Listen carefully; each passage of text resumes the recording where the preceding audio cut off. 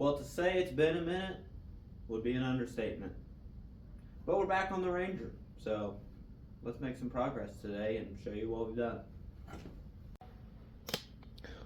Well, guys, I guess it's been such a long time since I've actually even worked on this thing, but I got back into it a little bit, so here we are trying to get some stuff done. So I'm just gonna show you what I've done. I think the last video I told you guys I was going to change this transmission mount right here. It used to be on the bottom side, and I had that mount flipped down to the bottom. Changed that so that my drive shafts wouldn't interfere, and then added my mount right over there as well. So that is finally mounted, so that's good. And then we also got my rocker supports put in here, one up here, there. I think that's pretty much it. I guess also the rear axle, I'm waiting. I still have to obviously gusset my seams here, and then my shocks are a little stiff. My coilover's a little stiff. Don't mind that. I'm waiting on some brackets to come from MotoBuilt, because we have decided we're going to run 8s, which I think we were going to do that from the get-go. But we're going to run the 18-inch coilovers on the rear with 18-inch triple bypass shocks as well. And then we're going to do the same thing on the front, but we're using 16s on the front. So hopefully this thing will ride halfway decent. I guess a little mix. You can see my super caps behind me, but we won't get into that. I haven't even messed with it either. So I guess, guys, let's just jump into it today. I'm going to be cutting out this driver's side rocker because I finally moved the Ranger over in the garage. So yeah, we're going to cut all that stuff out, see if we can't get a rocker in today.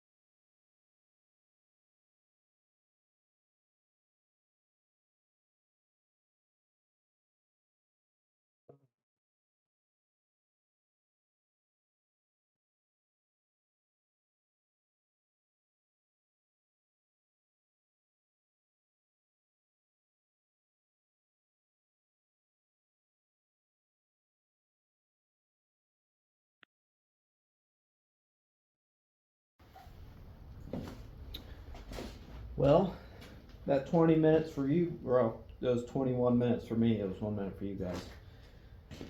For me to cut this all out. We're getting pretty close now, I think. Pretty much need to get our measurements off of here and off here from that side, and we should be able to start tacking a rocker in, I think.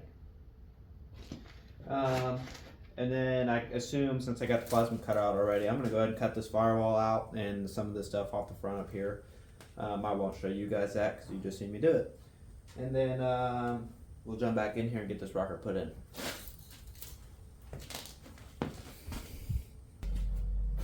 Alright, got my rocker. I got everything trimmed off where I needed to get everything at the proper height.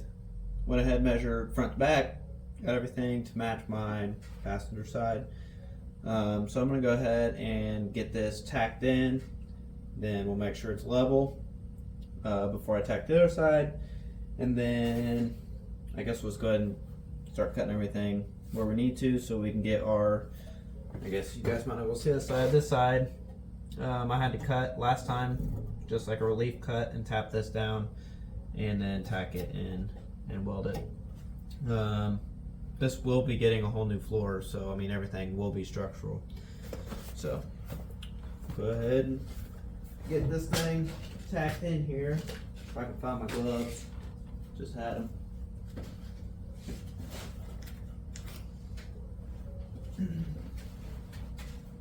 Oh, I am using a new, not a new welder, it's actually older than me, but so I'm trying to get used to the settings on it and stuff, because it's a 220 welder, not the 110 I was using.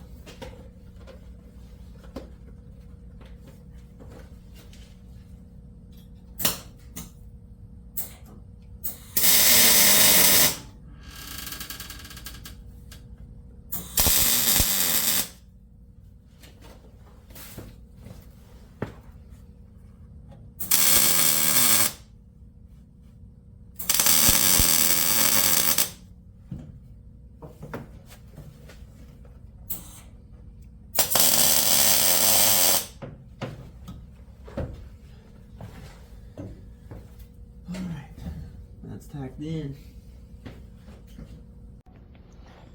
Alright, we're gonna go ahead. We're gonna get this one tacked, or not tacked in. We're gonna go ahead. I got everything leveled out, so we're gonna go ahead and weld this one in. And then so you guys know, luckily this is a structural support, being your A-pillar. So it is actually a little bit thicker than your standard like sheet metal. So it doesn't burn through as easy, but you would still, like during this, you would want to skip and go around. You don't want to just run a bead to keep everything from warping or causing other issues. And then like this side, so we'll probably like put 1 or 2 welds in, and then we'll use our body hammer and we'll go through and tap this down, this metal side down. That way it gets to the rocker itself. So I guess that being said, let's go ahead and start getting this thing buzzed in. And then I think we're going to call it a night once we get this all done.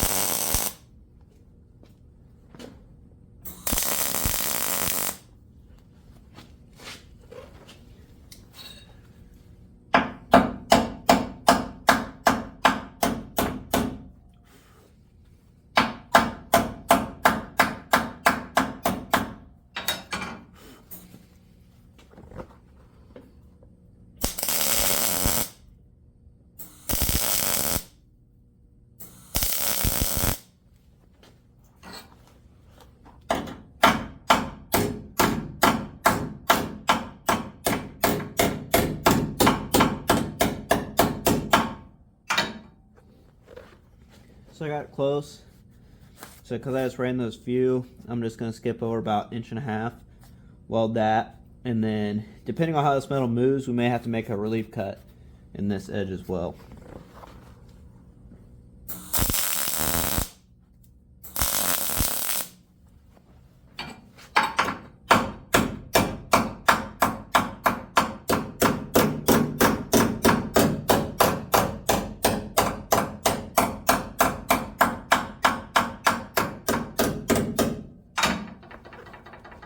Yeah, it's too far away. I burned through a little bit, so let's go ahead and make a relief cut in it.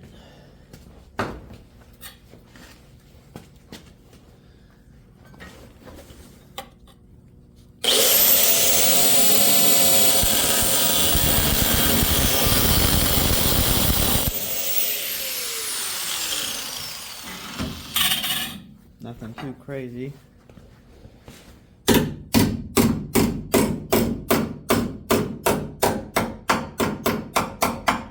So that brought that down. So like I said, guys, this is going to be, I think this will actually end up getting cut off where the pinch weld is, like the seam there, on this side and the other side.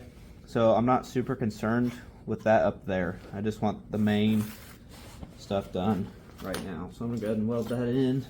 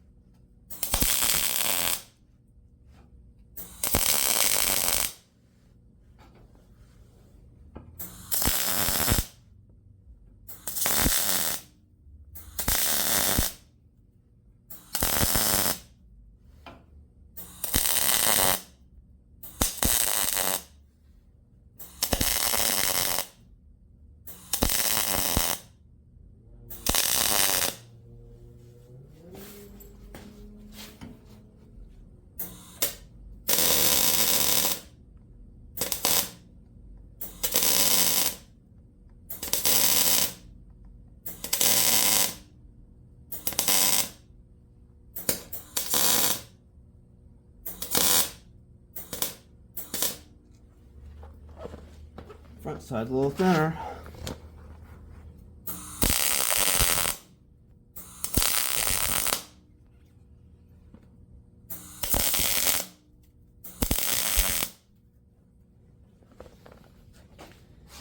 All right.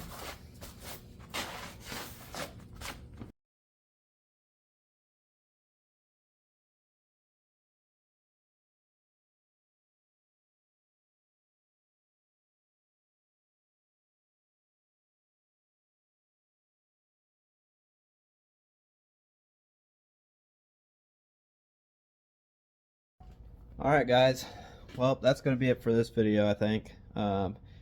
Next video we're going to do is the door. This door right here, we have to cut it and move the latch up actually, and then cut all the pinch weld and stuff off. Cut this pinch weld off and we'll go through and get that all patched back in.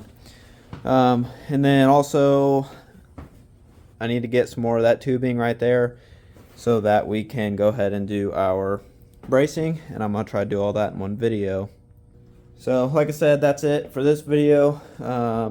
Sorry guys, it's been a minute since I've been on again, but I do appreciate it. We do still have some followers sticking around, so hopefully I'll get more content out to you again and keep on rolling. So thanks guys, appreciate it.